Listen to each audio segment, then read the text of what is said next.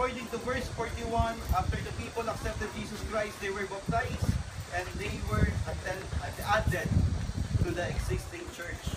Ang tamang pagtanggap sa iglesia, ang totoong miyembro ng pamilya ng Diyos ay yung taong isinuko ang buhay niya, pumanggap sa Panginoon, isinuko ang buhay niya, pinatunayan niya sa magitan ng paglulubog ng kanyang sarili sa tubig ng bautismo.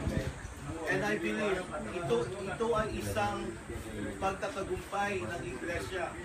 Ang bawat isa na susunod sa tubig ng bautismo ay isang tanda ng pagtatagumpay ng misyon ng iglesia sapagkat ang taong ito ay naligtas at dadagdag sa pamilya ng Diyos.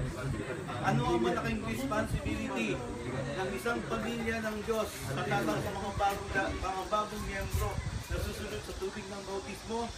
We must care for them. We must love them.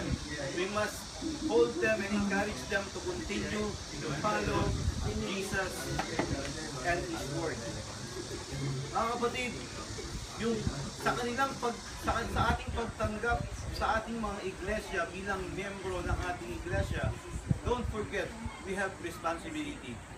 Kung ang dalawang mag-asawa magkaroon ng isang anak, anong ibig sabihin ito? Meron silang responsibilidad sa kanilang mga anak. Tama ba? At pag muling nagbuntis ang asawa mo, panibagong responsibilidad yan. Hindi lang yung magulang, maging ate, nagkakaroon din. These people, our brothers and sisters who will follow the water baptism, it is not only the pastor who are responsible for them to grow in Christ, but also the church because you belong to the family of Christ. Amen. Diba? The question is, to the congregation of Logos and to the congregation of CCM, are you willing to accept this brother and sister and promise and with that we will help them, we will pray for them, we will encourage them so that they can follow fully the Lord Jesus Christ by our love and caring and our example to them as a true believer of Christ. Say amen. Amen. Ito, ang bautismo ay hindi lang para sa kanila. Ito ay para sa buong iglesia. Muli natin kikilalanin na tayo ay sa Diyos at tayo ay susunod sa Diyos. Kasama natin sila. Lahat tayo, we should be an example on how to love, to care, to pray, and also to accept each one of us. Those who were, tandaan niyo po, then the Lord added people to His church. Ang Panginoon na nagdadagdag dito. Then who we are. Sabihin natin, hindi ka pwede dito. Wala po tayong karapatan. Kapag inilagay ng Diyos yan sa ating pamilya, sa iglesia, we must learn how to love them because God has placed them in our needs. Amen. Pwede pa tayo, I would like to request yung binabautismo. Yung bautismo. Can you stand up? Ayos ito, maging si Pastor para makilala muna yung baptismo natin. Madogos muna. Yes, para makilala rin naman natin mga kapatid. And after that, we will pray for them. Brother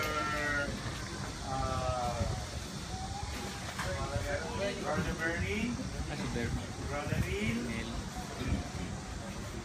Brother Jess, ano yung lalaking Brother Noel, Brother Rob, and si Sister Christy,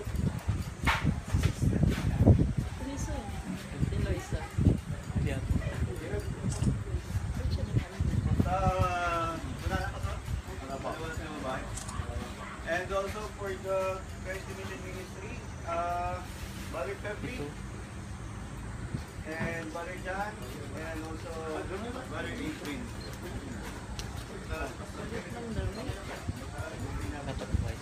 So before we conduct our baptism ceremony, pwede po ba natin mag-pray ang bawat isa sa kanila? Let us all stand up and let's raise our hand and let's pray. And also let us commit ourselves to this ceremony. Pagkatapos ito, hindi dito matatapos ito ang trabaho ng iglesia, kundi tulungan sila. Mahalin sila, ipanalangin sila, at tulungan silang lumago sa pananampalataya. Let us pray all together and I would like to ask Pastor Alan to close this service. Ayaw may tatapos manalangin. Spirit of these people, souls of these people, for really to offer themselves unto you. Lord, each and one of them, each and every one of them, say, bless them, O God. Help them, Lord God, that as they serve you, Lord, as they offer themselves to you, Lord, purify them, Lord. Purify them with your blood, O God. That as they undergo the water baptism, they will die with their sin, and they will rise up with Jesus. Yes, O God, let them know that as they undergo water baptism, they are with you are with them, O God. Lord, this is the union of their spirit and Jesus' spirit, O God. That they will be able to realize and feel, Lord, how important it is to be baptized by His Word and Spirit, O God.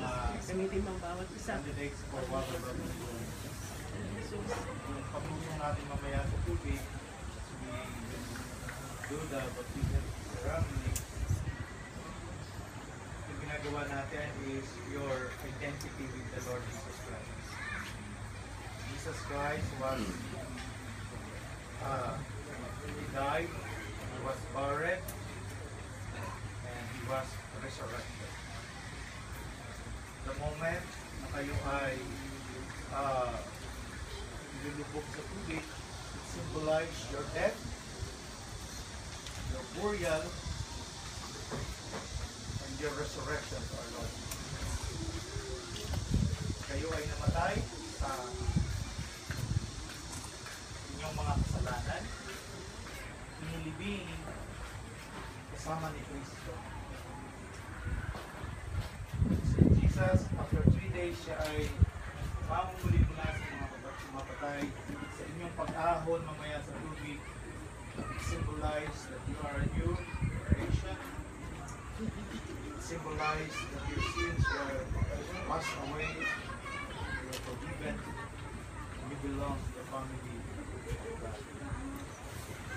This is a commitment that you have. If you follow Jesus and don't turn it back, walang pumilit sa inyo, may kusang loob. And this is the thing that pleases our God. Na tayo ay sumusunod.